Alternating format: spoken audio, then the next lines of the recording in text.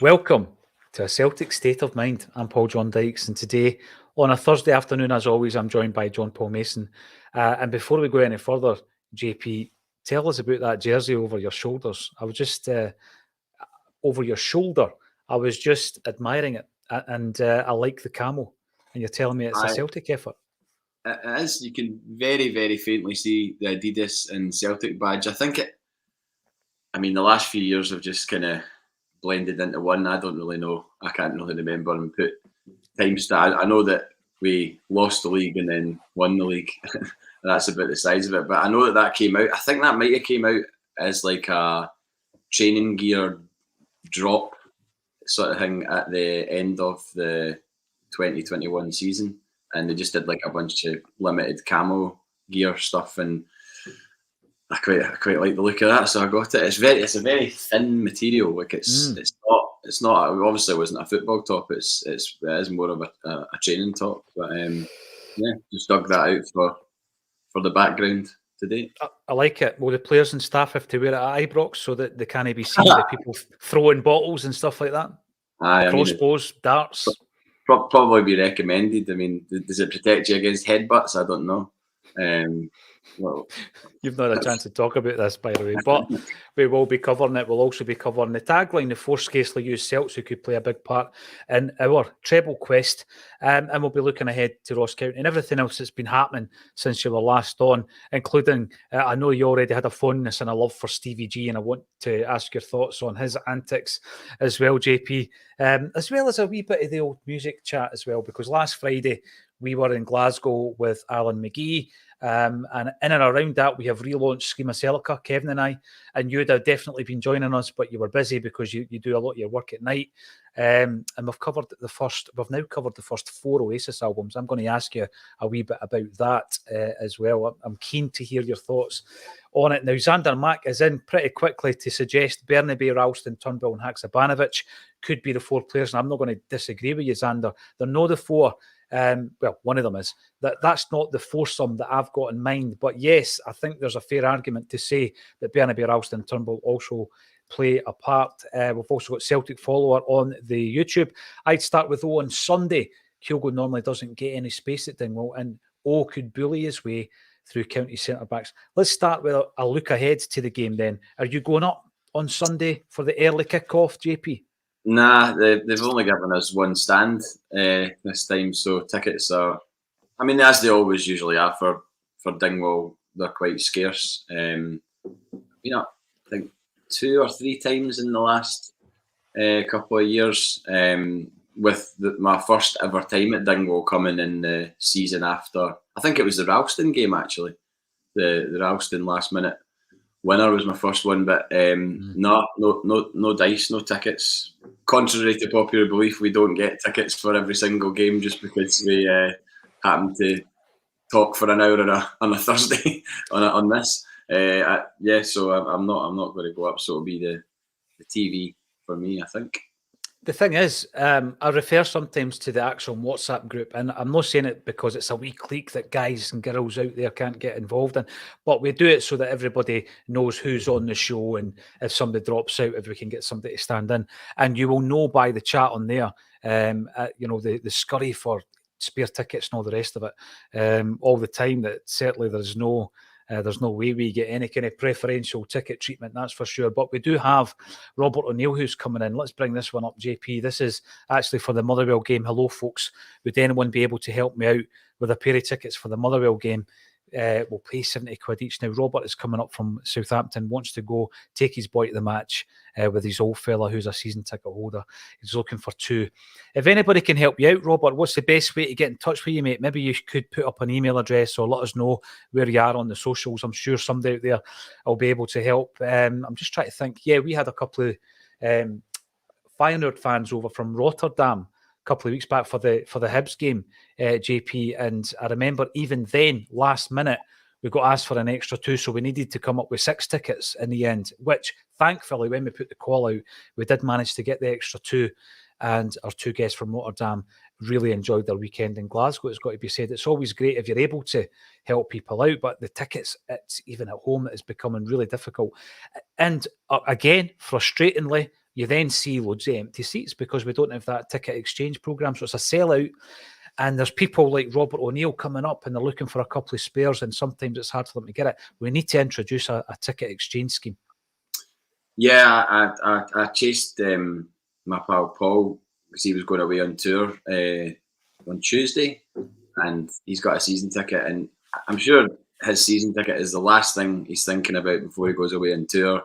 Obviously, he's spending time with his family, getting things in order and all the rest of it. So I was checking to see if he was using his season ticket, because obviously Rangers games coming up. There'll be other games that'll be getting played while he's away, and I just hate seeing a seat going to waste. Like you said, like you look around, there's something you can do about it to fill it. I mean, there's plenty of people I know that would take a ticket if it was going, and they would happily pay for it as well.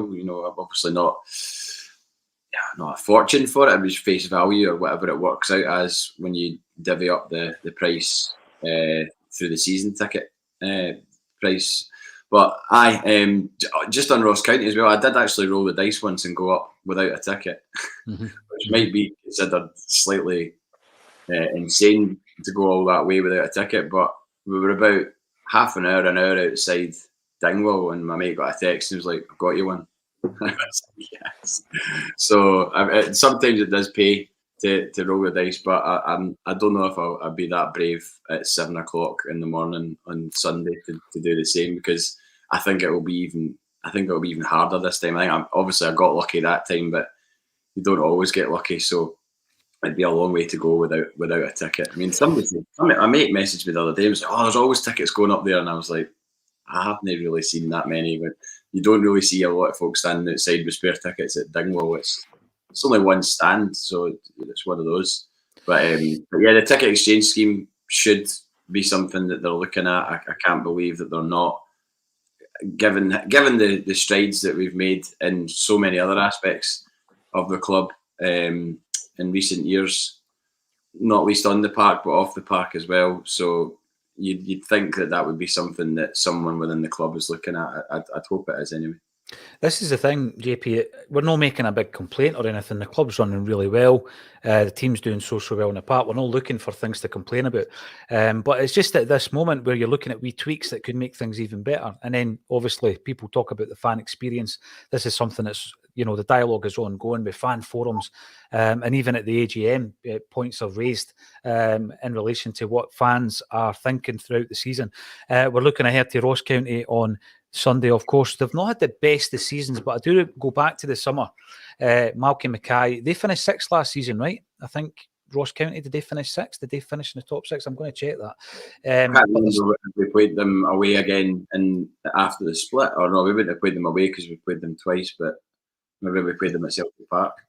I'm going to have a look at that. Right, Matt, I've got a decent memory, but the last 3 years have been a wee bit wild. It's been kind of non-stop. I just feel like someone's put me into a very fast-moving car and it's not stopped.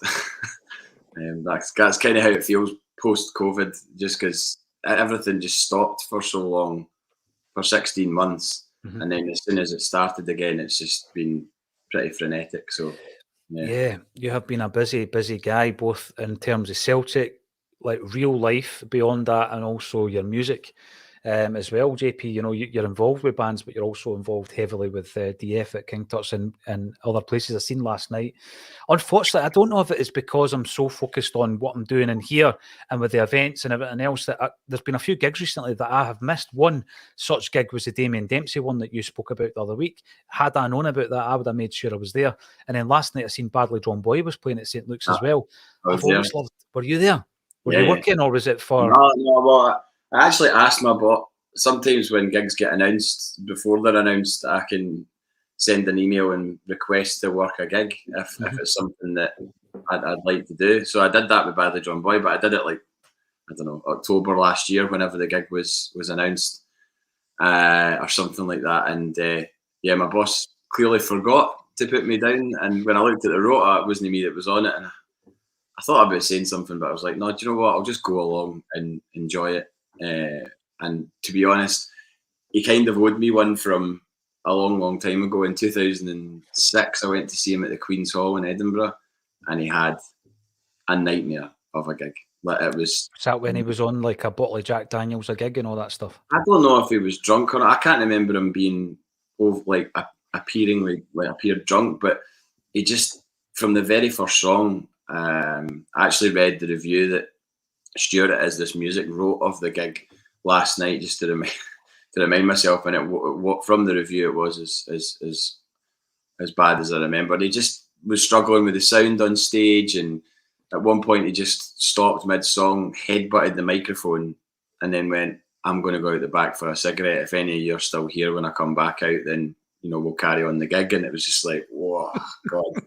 And he went away for about 10 minutes, and people were kind of like restless. Some people left, and it was just, it was really, really. I mean, he is quite an anxious character, and he still was last night. But it was great storytelling last night. He was talking about how he got the About a Boy soundtrack gig, and how he flew out to LA and sat in a hotel room with the people watching.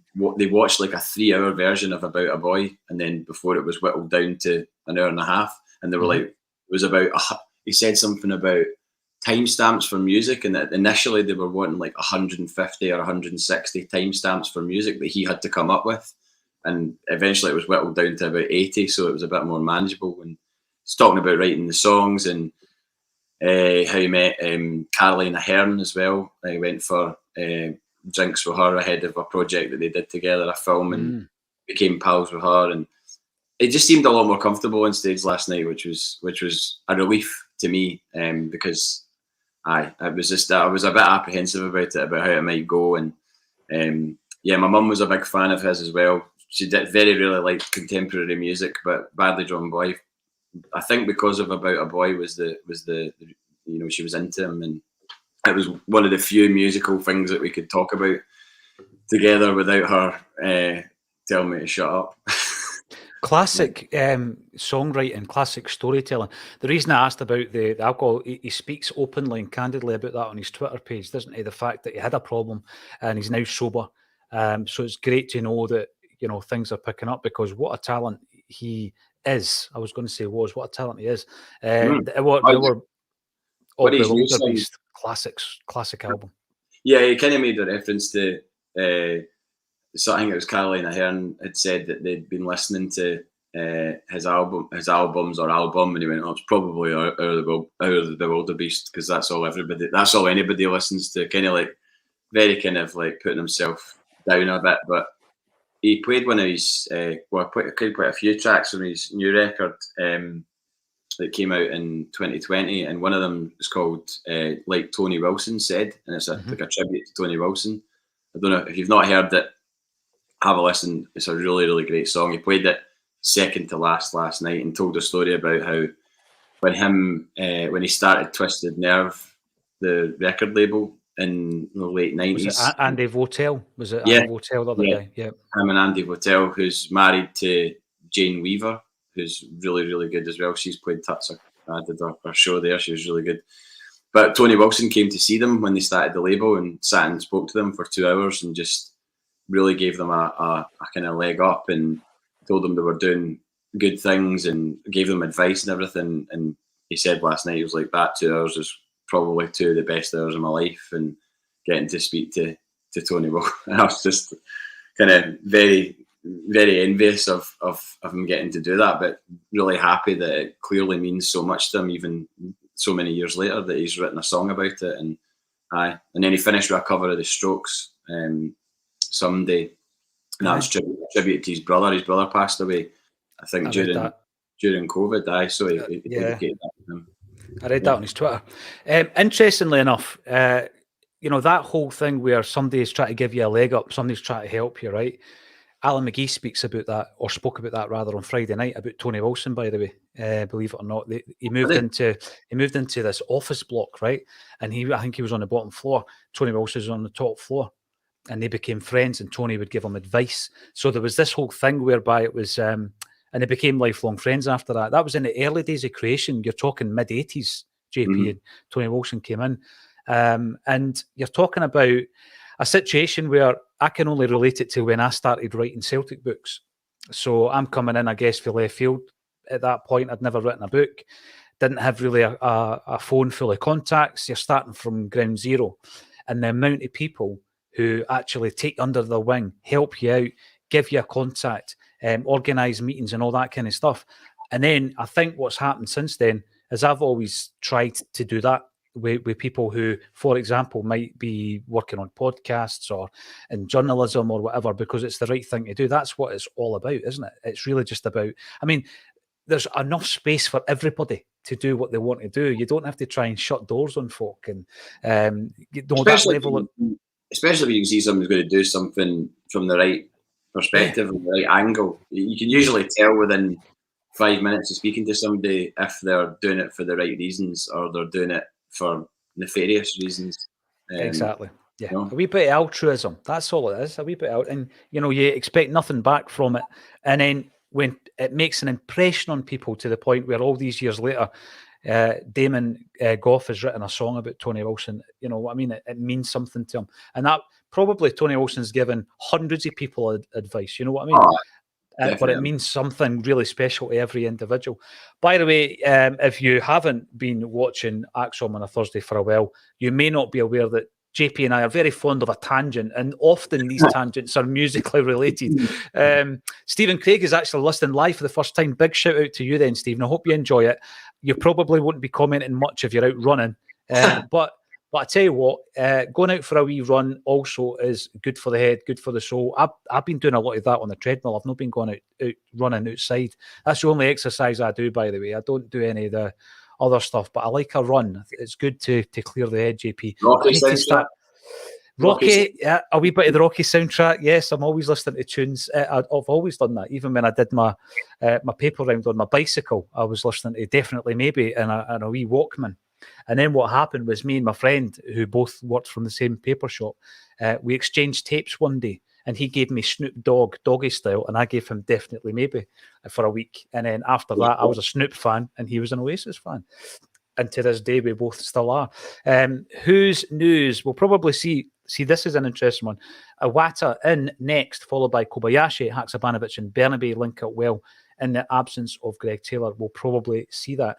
And the reason I want to pinpoint this is because obviously we've all got an idea, JP, of what your strongest 11 is. We've got an idea of it. How often that changes depending on the opponents, I'm not so sure if Ange kind of operates like that. But there is a suggestion that perhaps I'm trying to find the comment, perhaps would be a good starter against, it was Celtic follower earlier, would be a good starter against Ross County. Do you subscribe to that, or do you play Kygo, who's been on brilliant form? I don't think. I mean, I wouldn't be opposed to starting, because he certainly looked tenacious and hungry to do well. We only need to look at his reaction and after his goal against Hibs, because I mean that was a meaningful goal to put us 2-1 up, and I think he was looking to score a goal of that sort of magnitude, like Abada has done in the past, like Giacomakis did in the past, because those are the goals that win you favour or curry favour with the fans as a whole, I suppose, and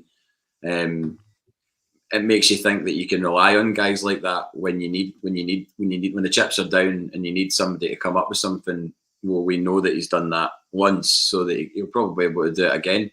But I think Kyogo's been that good. Maybe it wasn't great against Hibs. Didn't get a goal. Probably was disappointed in that. But I think when you start thinking about the pitch and the opposition and everything else, I don't think that matters to Ange Postecoglou too much. Not from what I've seen anyway. Just kind of will go with his strongest lineup, and I think Kyogo is by far and away the strongest striker that we have. Incidentally, on Kyogo, I've not seen the whole documentary. I've just seen these snippets that are getting posted of this documentary of him cutting about Glasgow and Kelvin Grove and playing football with kids in Kelvin Grove. Brilliant, like just to see like it captured on camera, the reaction that he creates or he generates when he's walking it. Like I think he's walking up Buchanan Street and just people coming up. Obviously, there's a couple of derogatory things fired his way, as you would maybe expect, sadly. But the majority of people are just running up like, kind of like, I don't know, women in her 50s or 60s, like, oh, can I get a wee picture, Kyoko? and then yeah, sure. Leans in, and then there's like a bunch of other folk coming up as well, and it just seems like a really, really happy guy who has a room in his house dedicated to his shoes. Did you see that? He's got. I've not seen that. Is that right? I just saw an article where they showed you pictures, and has he got a pair of has he got a Celtic Samba pair? He's not got the Celtic Sambas. Mine arrived, or I picked mine up yesterday. No, day before yesterday. I picked mine up, and yeah, they're smart as anything. I mean, I don't care about any midlife crisis Celtic da connotations. You can bin them for me, because it's a pair of Celtic Adidas trainers that are well done. They're not like garish, I don't think. I think that the badge is subtle. The boys on the inside is subtle. Ultimately, they just look like a cool pair of Sambas, but they happen to be Celtic. So, but no, Kyogo's got a few questionable pairs of trainers in his collection, including horrendous pair of slip-on buckled shoes that look like something that maybe like D'Artagnan and the Three Musketeers would wear, or something like that. That's a very old school reference for the. Was it not the Muskehounds? Was it not D'Artagnan and the Three Muskehounds? Yeah, it was the Muskehounds. I should know that, could I? I have the DVD. Seriously, man, that's superb. Look at this. Actually do. Welcome to Retro Corner with JP Mason. I can actually hear the theme song in my head. I'm not going to sing it, right? I'm not going to sing it, but I can hear that. Actually, the name of the buckles. Yeah. He's got them in his collection, which I don't know if I would have on display. To be honest, they're a bit offside. But going back to the starting lineup, I don't know where we're at with injuries in terms of everybody. I don't know how Hatate is. I don't know how Moy is. There's others, isn't there? Ralston pulled out of Scotland. Ralston. You also had Abada and Haksabanovic as well. But I think and Maeda. But Maeda's been spotted training as well on the socials, because everybody's looking to see who's actually in the training session. So it might not be as bad. I mean, Ange's got that habit though. He doesn't really labour on injuries, who's in, who's out, and he'll probably, in fact, no, probably, he will be asked the question tomorrow at the press conference, and he might give us a wee bit more info then. But I'm going to watch back on that Kygo to see if he's got a pair of slip-ons with tassels as well, because remember them in the 80s with white socks, and they've come back. They're now in vogue. Tragically, I do remember them because I had a pair. I knew you were going to say that. I could tell by the look on your face. I was a wee guy. It must have been like 8 or 9, but I knew that they were in fashion. Like, I'm talking 88, 89. Were they black? Were they black though? Oh, of course they were black. Because you could get them in white and all that as well, couldn't you? No, but I used to wear like my mass on a Sunday. Like, I'd have the slip-on tasseled black shoes, brilliant, white socks, flecked trousers. Remember flecked trousers? They were a thing. Oh yeah. Aye. I thought you were going to say tartan jeans. Remember tartan jeans? I mean, I remember the jeans that had little bits in the pockets. You know, like a brown suede in the pocket or in the patch on the back. Remember them? Falkirk Market, mate. Falkirk Market jobs, definitely. But no, that was my Sunday mass wear, because thin leather tie. Oh yes, yeah. By the way, see if you were out and about and somebody was kicking about wearing that would now be part and parcel. That's in vogue. That's what the kids are down with. We are getting old, mate. There is no denying it. Right, Craigie White. See that picture of Jock Stein? He's wearing a training top. And it's a black jersey. It's probably Umbro, right, with the white bit at the top. There's a few pictures of him wearing it, and you just cannot find these training tops anywhere. They're absolutely minted from back in the day. Hi from sunny Springburn. Really enjoyed the Peter Grant night. Peter speaks very well and obviously cares about our great club. The Decanio Tales were top drawer. Thanks for coming along, first and foremost. I know that we have gone on about this Peter Grant night all week, by the way, JP, right? Because there was so much. It was one of the ones, right, where if I'm, and like if I'm going to interview somebody, I'll read their book, I'll read an autobiography, I'll do all that, listen to every interview that's ever been done, and then you've got your questions. And if I'm doing a 1 hour interview, I like to have 50 questions, knowing there is no way I'm going to ask that, because people don't take a question and answer it and take 60 seconds to answer it. With Granty, I was at the point where we were probably over an hour in, and I had like swathes and swathes of questions still to ask. And I wanted to keep asking him them, but you're trying to stick to but he was just so good at taking something and running with it. So his stories about Di Canio, for example, were absolutely tremendous. I mean, I know what Di Canio is. I know what his political views are. I do not condone in any way, shape or form fascism. I mean, there's far too much kind of right-wing views in our country right now, JP, which are, they're affecting every single one of us. I don't condone that whatsoever. But for that particular night, we were talking about Di Canio, the player, and Di Canio, the teammate. We weren't going into, obviously, his tattoos and his political leanings or any of that. And to be honest, the way Granty tells it, and Granty had a fantastic pair of shoes. If you want to talk about slip-ons, right? Did you see E. Timms had zoomed in? You get away with nothing now, do you? Somebody took a picture of Granty on the stage, and E. Timms had zoomed in to question the footwear. I mean, I'm pretty sure they were a very expensive pair of shoes, but yeah, I don't know if Kygo's got a pair of them in his room dedicated to footwear. But yeah, it was a great night, a fantastic night, JP. And the one, I know. I mean, it was one of those ones where when I saw he'd stepped in for Danny McGregor, I immediately, and I saw the date, my heart sank, because I was like, oh man, I would have, like, because he's my era, I mean, he was there in that sort of formative time. Danny McGregor was before my time.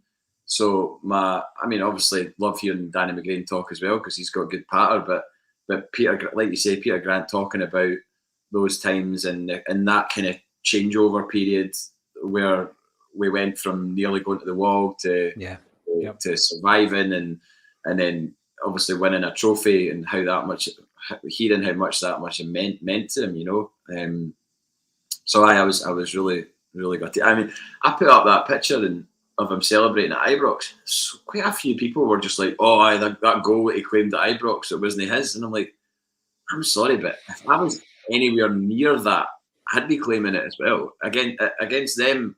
Should we put it too far? We should put it too far, right? Let's zoom in. and the Celtic end as well. I mean, I would have been.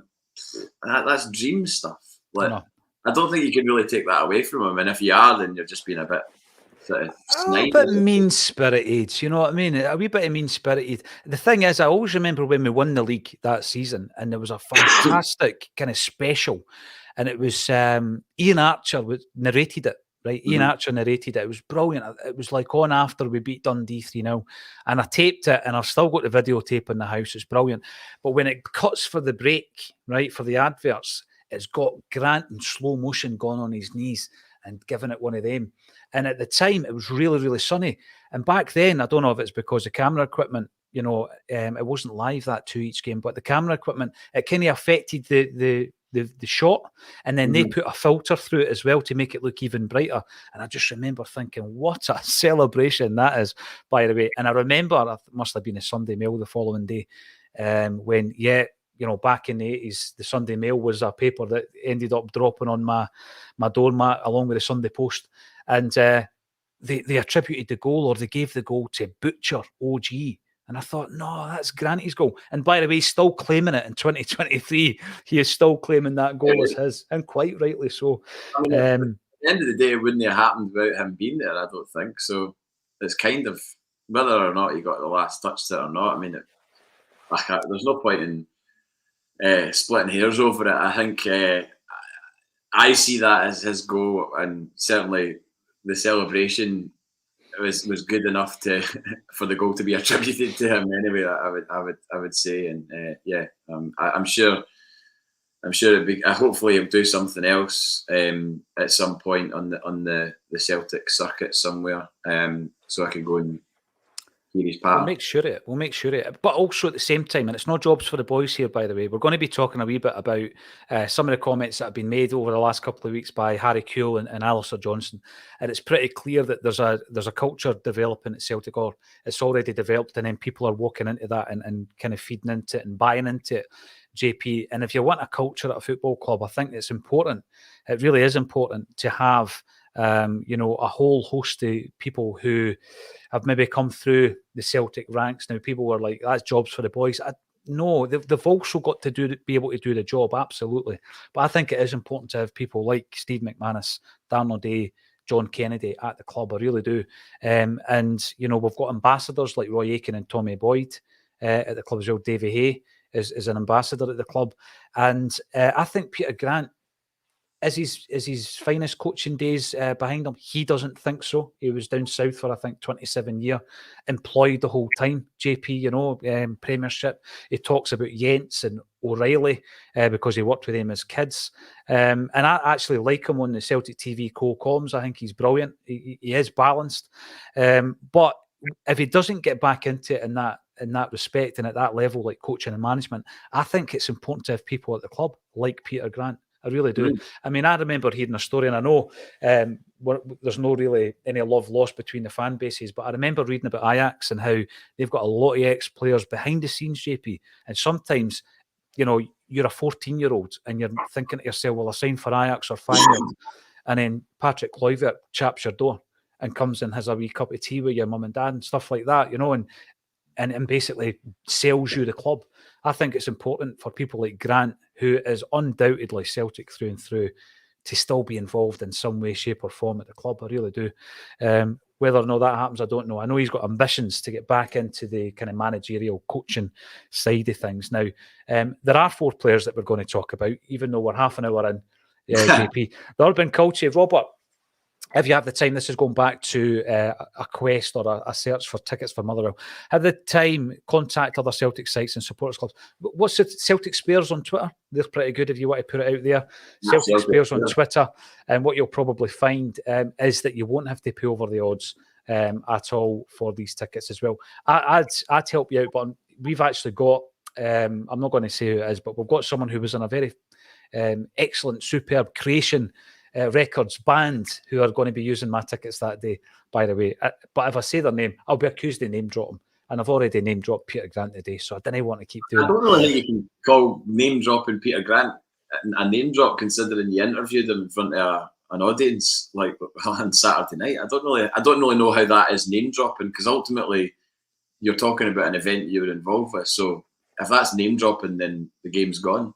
Well, I was speaking to somebody at the bar, and I remember looking at them and thinking, he's quite an older gentleman, maybe a wee bit older than me, but he was pretty, like, he looked the part, right? Well dressed and that. He had the kind of a mod haircut with the sideys, but all grey and stuff. I mean, he had a bit of a Paul Weather look about him. Mm-hmm. So I started chatting away to him. He's going, I love Thursday with you and JP with the music chat. You know what I mean? So he was name dropping JP Mason in a pub in Glasgow. Ridiculizer. Hopefully no Celtic fan would act like a ticket tout and gouge another town. I don't think they would. I've always had a situation where if you need extra tickets, you end up at the very most paying what the ticket price is. And often you exchange tickets back and forth. You do somebody a favour, you always get it back. I don't know if there was any strong words in the comments yesterday or at some point this week. Who's fighting today? I joke, afternoon all. Hope you're all well. Celtic is back, baby. Yeah. We will be touching also on the international break as well. But let's talk about the 4 players that I've got in mind. And I don't disagree with the likes of Bernaby, Turnbull, Ralston. I think they will definitely play a part. I'm going to start off with having a wee look today. He seems to have had a very good international break. 2 substitute appearances. JP scored a brilliant goal that was chopped off for offside. Did you see it? Cracking goal against Uruguay. Superb finish. And he's celebrating and all the rest of it. One of the ones, the only person in the stadium that doesn't know it's been chopped off. Poor guy. Anyway, I was looking. Did it go to VAR? I'm not sure, actually. I'm not sure if it was. It probably it needs to go to VAR, doesn't it? I think he'll play an important part. I'm not going to say he's going to start the games because Kyogo's the man on form. And I also don't disagree that he might start this weekend because of the physicality, the guy as well, playing against Ross County. But I was looking at what he's done so far since he came to Celtic, 233 minutes. So the equivalent of 2.5 games is what he's played. He's scored 3 goals. He's made an impact. And I think he's one of the 4 who will be making an impact between now and the end of the season, JP. And he's only 21 as well, isn't he? See the size of him? Oh, it's frightening. I think we've potentially got somebody in him that could garner a big fee in the future, should we choose to sell him on, if he follows that model of like staying here for 2 years and moving on.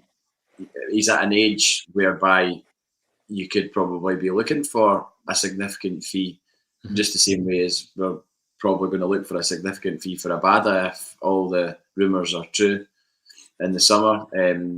But I mean, I suppose there's no point in thinking about things like that at this point. It's just to enjoy what he'll do and what he can do while he's here. And I certainly think I would not bat an eyelid if he was to start on Sunday. I just don't necessarily think that with the game being as important as it is, I mean, all games are important, but I just don't think Ange Postecoglou, after a break like it has been, whereby Kygo wasn't away with on international duty, should be fresh and raring to go. I think he'll start him on Sunday, and I think I don't know about Maeda.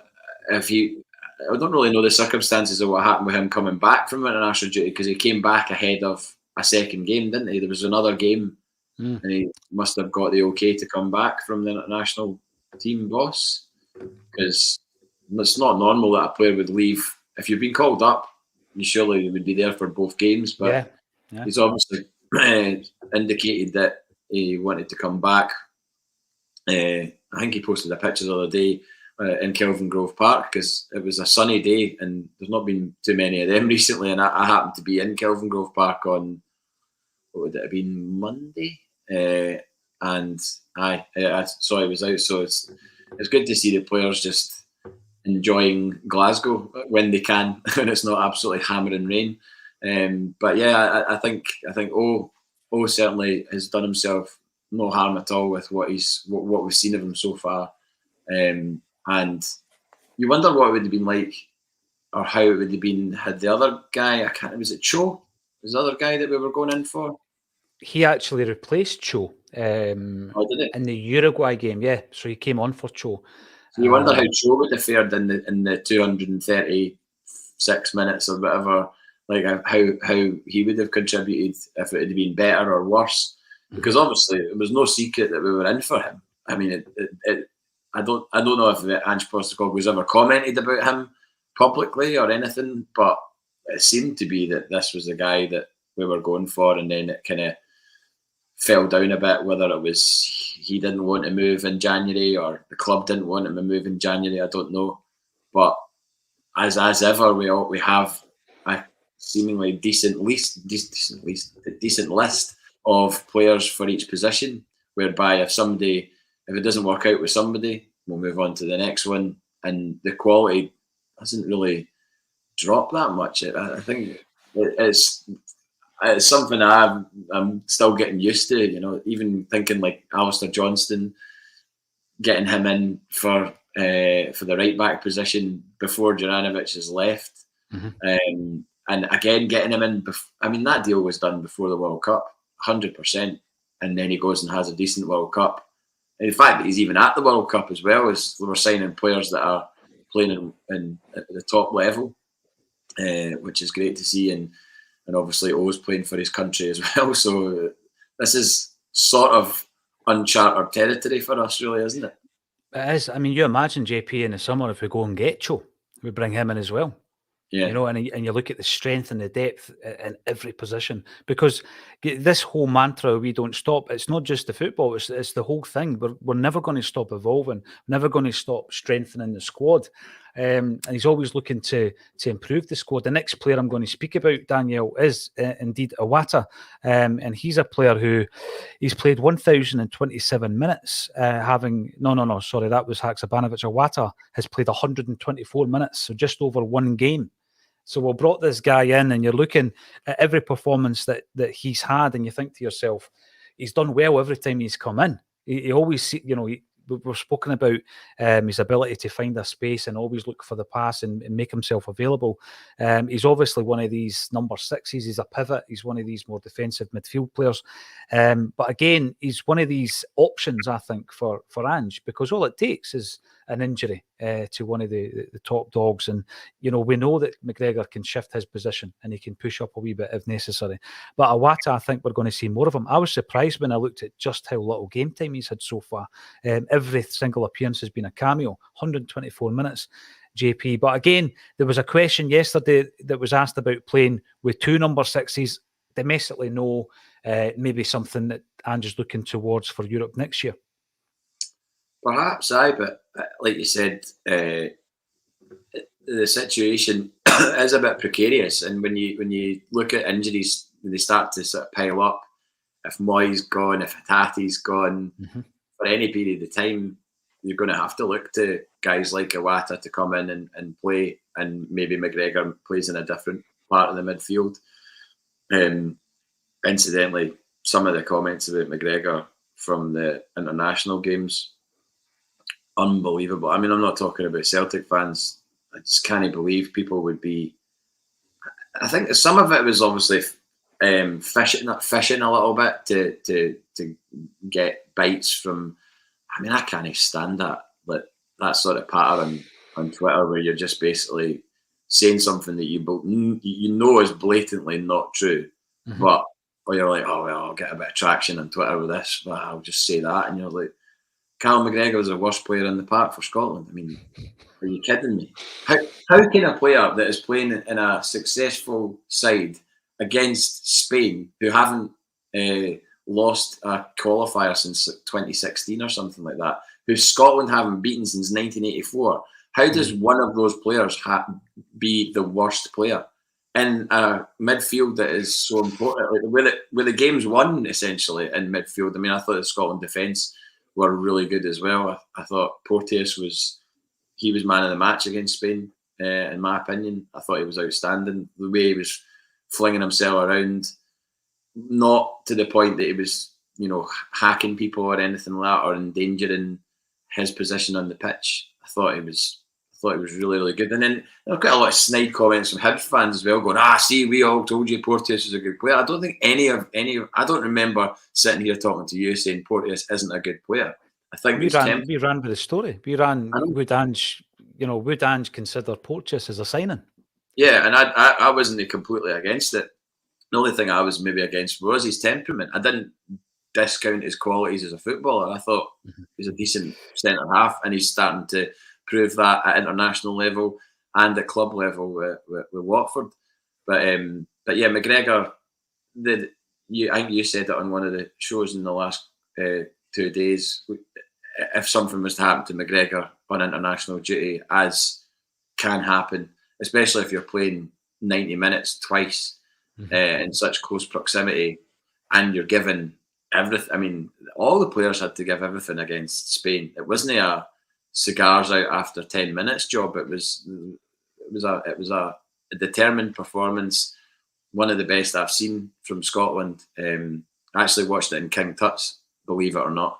There was a seminar. There was a seminar booked for some outside thing. I don't know if it was council or whatever. So there was a screen set up on the stage, and there was a seating all put out in Tuts. And I was just doing some work in the office. And Scott, who listens to this, actually, he's a Rangers fan. He's a Rangers fan, but he's a good guy. He came up and he went, "What are you doing for the Scotland game?" And I went, "I don't know. I'll probably just watch it when I get home." And he went, "Oh, we're going to watch it on the big screen." And I went, "Brilliant!" So I just went down, got a beer, and sat watching it in the venue in the dark on a big projector screen. It was quality, a unique experience. I don't know if it'll ever happen again, but it was obviously, it wasn't open to the public. It was just me and Scott watched it. So I had a really good feeling about it after the first 10-15. I was like, we look pretty good here in terms of the setup and just the structure and everything else. Like, nobody looked like they were going to let each other down. I think I think he's created a really good sort of harmony within that team, and everybody, similar to Celtic, everybody comes on and contributes, and there's no petted lips at not getting a game and things like that. It's, you know, got the guys like Billy Gilmore kicking his heels on the bench. He didn't even get on, and he's touted as one of the best Scottish prospects in years. So that was good. But things like McGregor potentially getting injured, you're going to need guys like Iwata, who was the most valuable player in the Japanese league, and and he's played since we've signed him. We're now nearly in April, and he's only played the equivalent of just over a game. Just over a game. I know.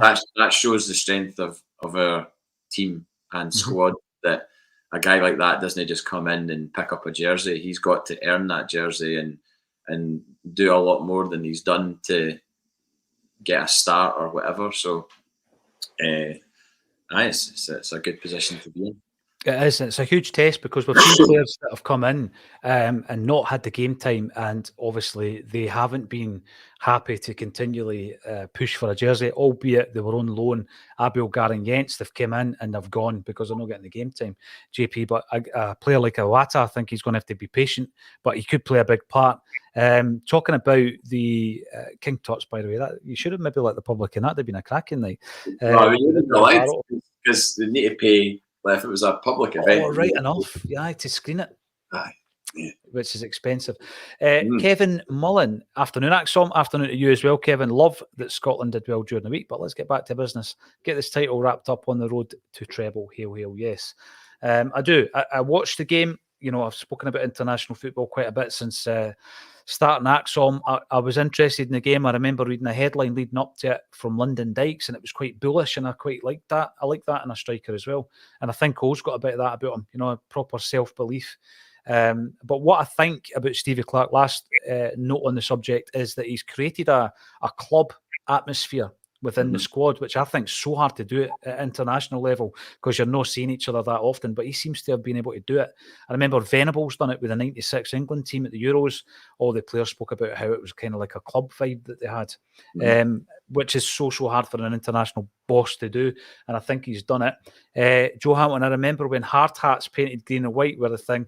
Yeah, we're talking about obviously everything that's been happening in and around games at Ibrox, basically. And we had a really good discussion on Tuesday about it, JP, what's going to get done about it. There's obviously been an update in that the SFA are going to be taking sanctions against the individual who thought it was acceptable to headbutt Fran Alonso from behind. Craig McPherson, charged by the SFA. Police Scotland are continuing with their investigation. Who knows what they're going to find? And we have spoken long and hard about it, and that's what Joe's talking about. I've got a great picture of one of the hard hats. It's all been painted with the names and everything of the players of the time. It's got like Lou Macari's name on it and Kenny Dalglish and all the rest of it. I've got photographs of it. I think I've shared them on Twitter a few times, but they didn't make it into the book. But yeah, we're getting to the point now where the safety of the fans and the players and your staff is constantly being questioned. And the club doing everything they can? I think they're probably doing a lot behind the scenes that we're unaware of. They've certainly done something with the ticket allocation, but that protects the fans' safety and experience is non-existent now because we won't be there. How can we protect staff? How can we protect the players? JP, glass in the goal mouth, bottles to the head or the physiotherapist, and all the other, it was basically on Tuesday, Lawrence and I listed everything that's happened over the last few years. It goes on and on and on. How can we protect them? What has to be done? I mean, the not taking tickets thing, I can't really say I'm that surprised at that. I mean, maybe that's raised eyebrows in some quarters, but given the length of the list of things that are now that you can now attribute to what happens at Ibrox Stadium when you go there as a player, a coach, or a fan, it's not as if it's all directed at the fans. It's now it's opened up. The guy got jailed the other day, did he not, for a year? And a 5-year ban from football. That's not made up.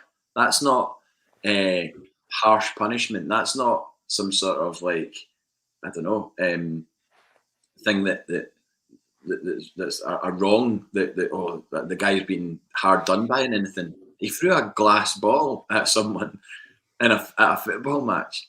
I just don't get how no matter what you think about a club, a player, a person, I mean, that there's no way that guy had any beef personally with that coach.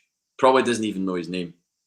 Right, this is it. If you're associated with Celtic, you're a target. Yeah, Celtic badge on, and he was the probably the closest person who happened to get in the firing line of what that guy decided to do at that moment in time. And I just don't get it. And then, I mean, if you're Ali McCoist or you're whoever watching this, and I'm sure Ali McCoist doesn't watch it, but if you're whoever and you're going, oh, well, what about you at Anfield? If you tell me that Celtic fans threw glass onto that pitch at Anfield, then I'll condemn that as much as anybody else. I would also condemn them throwing really anything. If it was a plastic cup or whatever, I just don't feel that you should be throwing anything, an object at all. But there is a hell of a difference between throwing a juice cup and a glass bottle. I just don't know how. Like I said, if somebody comes to me and says, "Oh, well, it was glass they threw," I'll hold my hands up and go, "Right, cool, condemn that as much as anything else." But I've yet to be told that there was glass thrown at Steven Gerrard or anybody else at that game. I would imagine that the security procedures at Anfield in a game like that are a lot better than they are at Celtic, because you can get glass into Celtic Park. There's no two ways about it. You hear the clinks all the time. People do get half deckers in and more. I mean, look what the guy got into Hampden, that giant rocket launcher for the fireworks. I mean, how that got in, I'll never know. But it does point to maybe a little bit lax security for our stadiums. That, I mean, was there not a picture one day of bottles lined up at Ibrox? Right along the wall, yeah. Right along the wall, and you're like, wow, that's, if you can get all that in, then what's to stop every single person bringing one in, do you know? I know. So, the sanctions, or not the sanctions, but the decision to not take tickets did not surprise me at all, because something had to give, and it's just a really sad situation that we find ourselves in, that we are actively not taking tickets for a club game in Scotland that we always have done, apart from the time that they banned us for, what was it, damaging the seats, I think. That's right. Yeah. Yep. They won each game. John Collins with a free kick. I certainly don't condone damaging seats either. I've seen it happen in front of me at an away ground, and you just want to throttle the person that does things like that. I mean, just have a bit of decorum about yourself. No matter how annoyed you get or how excited you get at winning, deliberately damaging a seat at an away game is just, it's bad crack. I really, it happened like right in front of me. A guy just absolutely. I wasn't wearing them, Pete. I don't own a pair of tasseled slip-ons. I've just seen them kicking about recently. I have to say, by the way, neither did I. We're talking 30 years ago for me. Suede, you get the suede ones as well. Let's say suede slip-on shoes with tassels, no socks. No chance. But just the whole smashing seats thing as well. It really, really annoys me when I see that happen. I've only seen it happen like twice, but I've seen it happen deliberately. Okay, you can maybe stand on a seat and it breaks, and you're in the middle of celebrating, and that's unfortunate. That's an accident. But deliberately doing it is out of order. So, I don't know where we go from here. Like, what's going to happen next season? Is this going to be it for the rest of the time now? I mean, we're going back to 2018 since the last time we had the full stand. The full complement. Wow. 5 years. 5 years. And I know that there's been the COVID season and a half almost in there to muddy that a little bit. But I mean, that's 5 years. I mean, I can't see it changing now. I think it's gone. It's gone too far. It's too entrenched. Nobody wants to yield. It's a total war of attrition, or if that's what you want. I don't know if that is the right phrase to use, but it just seems like there's nobody's going to back down. I mean, we've not got anything to back down really on. It was started where it was started. So I've kind of resigned myself to the fact that I'll probably never go back to that stadium. I've said before, I certainly won't get one of the 700 tickets. If that's all they continue to give us, I'll not get one of them. It's a closed shop in that sense, and I get why it is. People get the points that they get for going to games, and they get priority, and that's cool. But it's just unfortunate that there's going to be a lot of people denied that experience, because when you had the full stand, I don't recall there being any issues in terms of our safety, in terms of the fans' safety. Players, different story. Batteries, coins. I saw a Rangers official pick up numerous coins from the corner area when they held us in. I saw it happen. I've said it before. I saw a guy walking around picking up coins and putting them in his pocket. And obviously, you Google Scott Brown at Ibrox coin, Scott Brown coin at Ibrox. The first picture that comes up is Scott Brown smiling at the Rangers end, at the Rangers support, with £2 coins in his hand. He's going like that. Could buy you twice. Is that what you're saying? I'm going to bring this up. Mark Tyler, 100%, been targeted numerous times wearing a Celtic jersey, talking football and telling folks I'm a Celt. Not pleasant. And it is a real concern. We've been talking about it on here, about the safety of anyone associated with Celtic at the next game at Ibrox, and hopefully we can talk about that game afterwards without having to go into the safety concerns. But it's massive. And you were talking about smuggling bottles, and right, say 1 in 3 people get searched in a 60,000 capacity crowd, right? Say that happens and it's a search that's just a pat down. There's a real possibility that a lot of alcohol could get smuggled into the ground. So then the onus is then on your security within the stadium, JP, CCTV. That's what it is. That's what it comes down to. You're monitoring the crowd and you're able to identify such and such as having a swig out of this or that. That's how you can deal with it. And it's not about being a killjoy here, by the way, because I think that there's a much wider discussion to be had about alcohol in football stadiums that would stop a lot of that. There would be no need to smuggle it in. A lot of people, the majority of people that do smuggle them in, they drink them and they put them down and that's it. But the thing is, if things go unpunished, like they have done, I still don't know if there's been any sanctions against Rangers for the glass on the pitch at Joe Hart's goalmouth. There's obviously been the punishment for this guy who's thrown the bottle at the Celtic coach. But the thing is, when things go unpunished, that's when you get maybe somebody that's had too many and does get a glass bottle into the ground and is a little bit unhinged. Let's face it, not everybody that goes into Celtic Park is 100% sane. So if you're inebriated in any way and you just might think, oh, well, nothing happened to them, I'm going to get my own back or something, and you just launch. And then that's when we're really down the slippery slope, whereby it's almost anarchy in terms of right, well, when's this going to stop? Because you could seriously damage. Obviously you'll damage our reputation as a club. I'd hate to see that happen at Celtic. I'd be appalled if I was a Rangers fan and by the way, on that, see the headbutt thing. There's a page that attributes itself to being the official media partner of that club. I don't think there's been a tweet or anything said about that. No condemnation.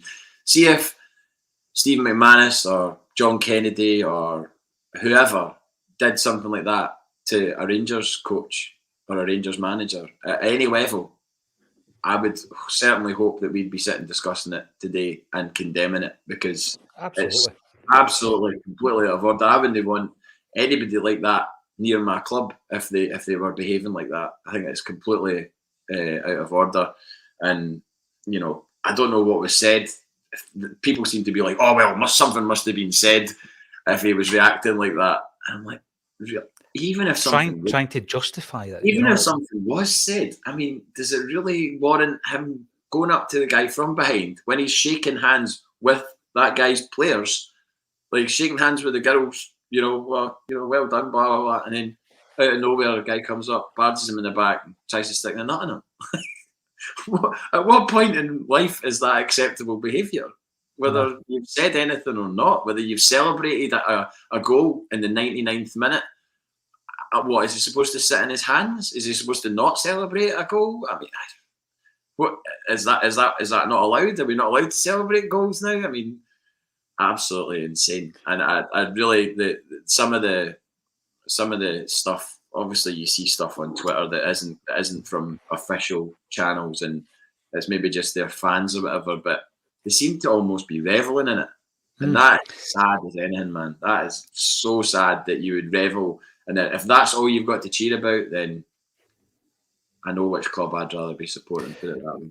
And the thing you mentioned earlier about McCoist has got a big platform, and for him to try this false equivalence of, and I said yesterday, of bringing Celtic into the discussion because of some empty plastic cups. There's a difference between assaulting somebody, knowingly assaulting somebody, and knowing that if you threw a scarf or a cup or a paper airplane, which I've seen at football games getting thrown onto the park, you're not going to hurt anybody with that. I mean, come on.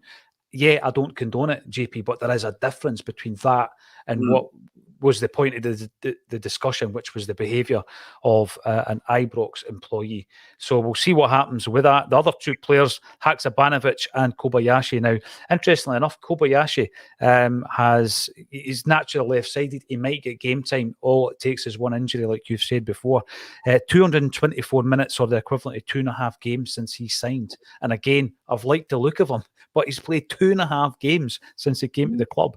Haksabanovic is the one people might say, he's not been scarcely used. But when you consider that he joined in August, he's only played the equivalent of 11.5 games for Celtic, 1,027 minutes. And in the 11.5 games, JP, 5 goals, 4 assists. So it shows you his impact every time virtually he's on the park. Interestingly enough, Norrköping are still claiming £3.2 million from Ruben Kazan, which has not been paid from the original fee that Ruben Kazan paid when they bought him. Just 12 months before he comes to Celtic, they agree to pay £5.5 million for this player.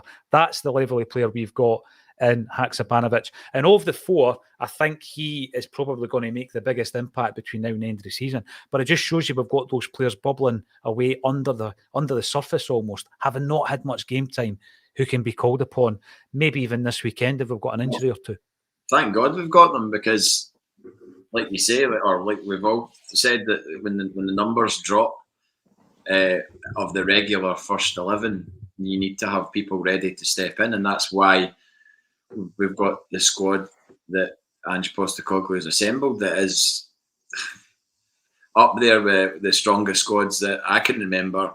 Now that when injuries subside and you look at that first 11 and then you look at the bench, my mate Michael would always say, you're only as strong as your bench or whatever, and he would always point to the bench at times when we had a good squad, and we certainly do have that now.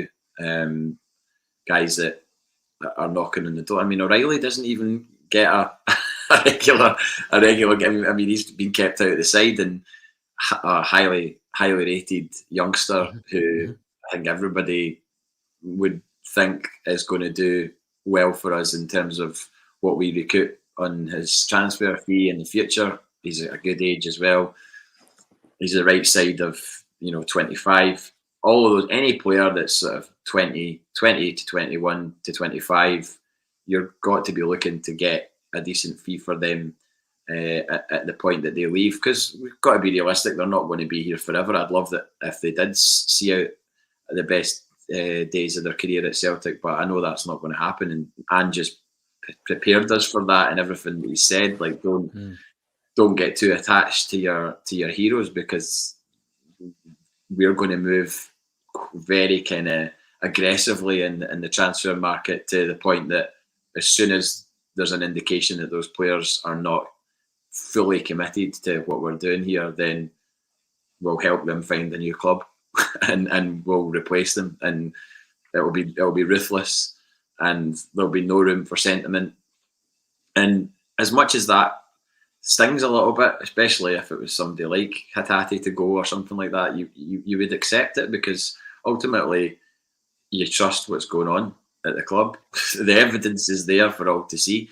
That Rangers are supposedly in title-winning form, but it doesn't matter. It doesn't matter at all what they do, as long as the machine keeps rolling, and it's definitely rolling for us right now. There's no two ways about it. I like it. The machine, Rage Against the Machine. You could quite change that. You could change that into Ange quite easily. Right. No, actually, I'm standing on the shoulders of giants. I'll tell you very briefly about that. That album came out when I was living in France, and I actually bought it in Fnac in France. Fnac is the equivalent of HMV or Virgin or whatever. There was a Fnac in Nice, and I used to go to it all the time because it was like 3 floors, and it was new to me. It was a new music shop to me, so I kind of found it a bit kind of exotic. It was expensive though. Anything you were buying that was UK there would always. I know you spoke about imports of Japanese and American releases of Oasis stuff, but I think I paid somewhere in the region of 20 quid for the CD of Standing on the Shoulders of Giants when it came out. I associate that album with living in Nice, so the quality of the songs, whether they be good or indifferent, it's one of those ones where it's like it's a specific time of your life, and I totally think of that album and like things like Gas Panic. Gas Panic's a great song. Yeah, like, I agree with that. I think Liam does Liam not still play it in his set? I think he's played it. He's included it in his solo sets. And I know Little James is obviously questionable. That is on that album, isn't it? It is, but I mean the sentiment is nice, JP. The sentiment is nice, but to be fair, if anybody watches last night's show between Kevin Graham and I, Little James didn't get that much praise, let's just say, as a standalone song. Well, I mean, it's hardly surprising, really, is it? But there's my copy bought in, and it's even got the sticker in the back, Nouvelle Album. See, I can speak French. And that's right, because they had dates in France, and the tour dates are on the CD, if you can see. Superb. So the tour dates were, and I remember looking into going to Marseille because they were playing in Marseille whilst I was living there, and I got talked out of going. I think it was my mum actually. She was just like, "Marseille's dodgy. Don't go down there on your own," and all that. And a few other people did say that as well. That like Marseille is not a place. It sounds nice, but apparently it is quite dodgy. A lot of crime there and stuff. So I talked myself out of going, and I regret it because it would have been so cool to see Oasis in France. I don't even know what the crowds would have been like or anything like that. Maybe it would have been a bit weird, like whether or not they would be as vocal or as up for it as Glasgow or Newcastle. But that's what else is on it. Sunday Morning Call, like that. Good song, yeah. Go Let It Out, the single as well. Yeah, I don't think it's entirely terrible, but it's certainly not. It's certainly patchy. not. It's a patchy album, JP. In my opinion, of course. But what I pointed out last night is that it was released in the same month that Inverness Carlisle Thistle beat Celtic in the Scottish Cup. Oh yeah, 3-1. So it was a bad month at the office for a Celtic / Oasis fan. I'm going to play a very quick video before we go, because we are going to be on stage next month with Alan Thompson. And obviously we interviewed Alan last year, I think it was, down in Manchester. And I'm really looking forward to him joining us at Gracie's. It just showed you what a good team we were, how far we got, and ran that Porto team close. They went on and won the Champions League the following season under Mourinho. So it just shows you how good they were. And I think with 1 or 2 additions to that team we had, we could have gone a step further, who knows, without a doubt. Tomo reckons a few signings and we could have pushed on in the Champions League back then. I think we had a good campaign the season after it, actually. But Tomo will be joining us at Gracie's. Get along to that if you can. There are some tickets available. underneath this video in the ticket link. Come and see us at Gracie's. JP, it's been absolutely brilliant. We've ran over because that's what we do once we get stuck into the old football and music chat. I've got to thank everybody for getting involved in the comments section. It's been great. I don't know if there's anybody's fallen out today or this week at all, but it's subscriber-only chat. You can only get involved in the comments if you're subscribing. So get onto the YouTube channel, hit subscribe, notifications, and give us a thumbs up because it all helps with the channel as well. All that's left for me to say once again, JP Mason, thank you for joining me on A Celtic State of Mind.